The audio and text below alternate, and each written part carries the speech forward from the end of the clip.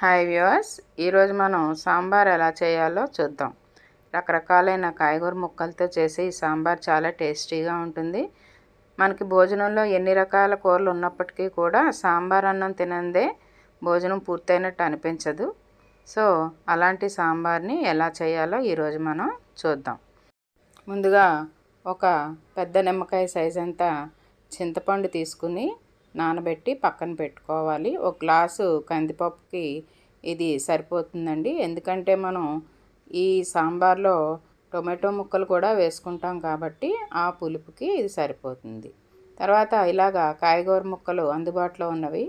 ఇది ఆనపకాయ, అలాగే బెండకాయ, ఇంకా ములక్కాడ, ఇంకా టమాటా, అలాగే పచ్చిమిర్చి, ఉల్లిపాయలు.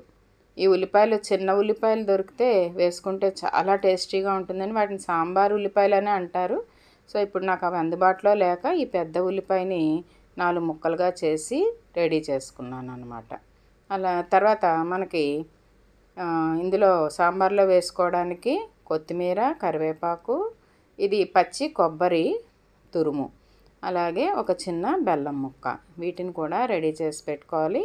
ఇంకా సాంబార్ పౌడర్ కూడా మనం రెడీ చేసి పెట్టుకోవాలండి. ఇది బయట మనకి దొరికే సాంబార్ పొడి ఏ బ్రాండ్ అయినా పర్వాలేదు, లేదా మనం ఇంట్లో చేసుకుంటాం కదండి, అదైనా కూడా వేసుకోవచ్చు. నాకు ఇంట్లో చేసుకున్నది ప్రస్తుతం అయిపోయింది, అందుకని నేను బయట దొరికే సాంబార్ పొడిని రెడీ చేసుకున్నాను. ముందుగా ఒక గ్లాసు కందిపప్పుని ఒక గిన్నెలోకి తీసుకోవాలి. ఈ చిన్న గ్లాస్తో చేసుకుంటే ఇంచుమించు ఒక 5-6కి ఈ సాంబారు సరిపోతుందండి.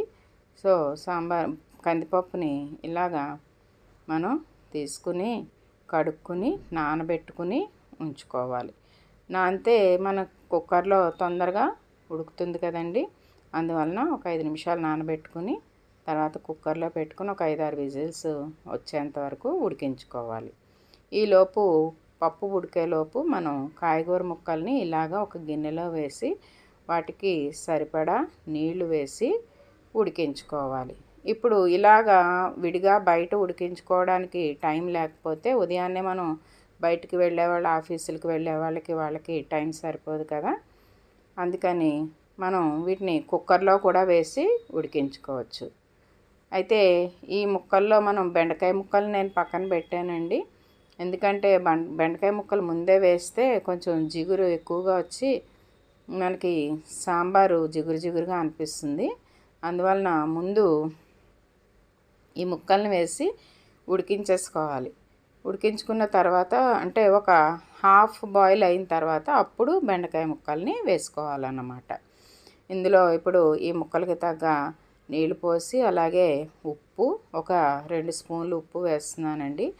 తర్వాత మళ్ళీ మనం పప్పు అది వేసిన తర్వాత అలాగే చింతపండు గుజ్జు అది అంతా వేసిన తర్వాత మళ్ళీ ఒకసారి రుచి చూసుకుని మనం ఉప్పు వేసుకోవాల్సి ఉంటుంది.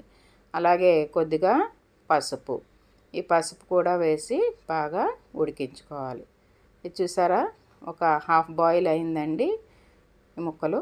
సో ఇప్పుడు నేను బెండకాయ ముక్కల్ని వేసుకుంటాను అన్నమాట. ఈ బెండకాయ ముక్కలు వేసిన తర్వాత అంటే ఆల్రెడీ ఇందులో కొద్దిగా ఉప్పు అలాగే పసుపు ఉన్నాయి కాబట్టి అంత జిగురు రాదనమాట అండి. సో అవి ఉడుకుతున్నాయి. ఈలోపు మనం పప్పు కుక్కర్లో పెట్టాం కదండి, దాన్ని తీసి ఇలాగా ఆ వాటర్ లేకుండా తీసేయాలి. ఆ వాటర్ మనం ఈ సాంబార్లో వేసేసుకోవచ్చండి. నేను సాంబార్లో వేసాను. సో పప్పులో నీరు ఉంటే మెత్తగా మెదపడం అవ్వదనమాట, అందుకని ఆ వాటర్ని తీసి మన సాంబార్లో వేసేసుకుని పప్పు గుత్తి ఉంటుంది కదండి, ఆ గుత్తితో ఇలాగా మెత్తగా చేసుకోవాలి. ఇప్పుడు ఆ పప్పు మెదిపేసాం కదా మెత్తగా, దాన్ని ఇందులో వేసేసుకోవచ్చు. చాలామంది మిక్సీలో కూడా వేసుకుంటారు, మిక్సీలో వేసుకున్న బాగానే ఉంటుంది, కానీ కొంచెం పప్పు ఇలా బద్దగా తగులుతుంటే సాంబార్ ఇంకా చాలా టేస్టీగా అనిపిస్తుంది అనమాట అండి. సో ఇప్పుడు మనం చింతపండు జ్యూసు తీసి ఆ చింతపండు జ్యూస్ని ఇందులో వేసుకోవాలి. చింతపండు జ్యూస్ వేసిన తర్వాత కొద్దిగా మనం మరగనివ్వాలి. ఇప్పుడు మరిగిన తర్వాత ఈ సాంబార్ పొడిని ఇలాగా ఇందులో డైరెక్ట్గా ఇలా వేసేస్తే అది కలవదండి. అందుకని నీళ్ళల్లో కలుపుకొని ఇలాగా వేసుకోవాలి. ఇలా నీళ్ళల్లో కలిపి వేయడం వలన శుభ్రంగా అందులో మిక్స్ అయిపోతుంది అన్నమాట. ఇప్పుడు ఇవన్నీ వేసిన తర్వాత ఒక 5 నిమిషాలు చక్కగా ఉడికించుకోవాలన్నమాట. ఉడికించుకున్న తర్వాత దీంట్లో మనం బెల్లం ముక్క అలాగే పోపు వేసుకోవాలన్నమాట అండి. ఇప్పుడు దీనికి ఎంత అయితే సరిపడా మనకి అవసరం ఉంటుందో అంత బెల్లం ముక్క వేసుకోవాలి. అంటే కొంతమంది తీపి ఎక్కువ తింటారు, అలాంటి వాళ్ళు కొంచెం పెద్ద ముక్క వేసుకుంటారు. బట్ మీడియం ఈ ముక్క అయితే సరిపోతుందండి దీనికి. సో వేసి మరిగించుకోవాలి. మరిగిపోయిందండి, శుభ్రంగా ఉడికిపోయాయి. ఇప్పుడు దీన్ని పక్కన పెట్టుకుని మనం పోపు వేసుకోవాలి. పోపులో ముందుగా ఒక స్పూను ఆవాలు, అలాగే ఒక అర స్పూను జీలకర్ర, ఒక 8 నుంచి 9 రెబ్బలు వెల్లుల్లి పొట్టు తీసినవి, ఇంకా 2 ఎండుమిర్చి, అలాగే కొద్దిగా కరివేపాకు వేసుకుని పోపు వేయించుకోవాలి. వేగిన పోపుని ఇందులో ఇలాగా వేసుకోవాలి సాంబార్లో. సో చాలా వరకు సాంబార్ రెడీ అయిపోయిందండి. మరి ఇందులో ఫైనల్గా మనం ముందుగా రెడీ చేసి పెట్టుకున్న కొబ్బరి పొడిని వేసుకుంటే టేస్ట్ చాలా ఎన్హాన్స్ అవుతుందండి సాంబార్ది.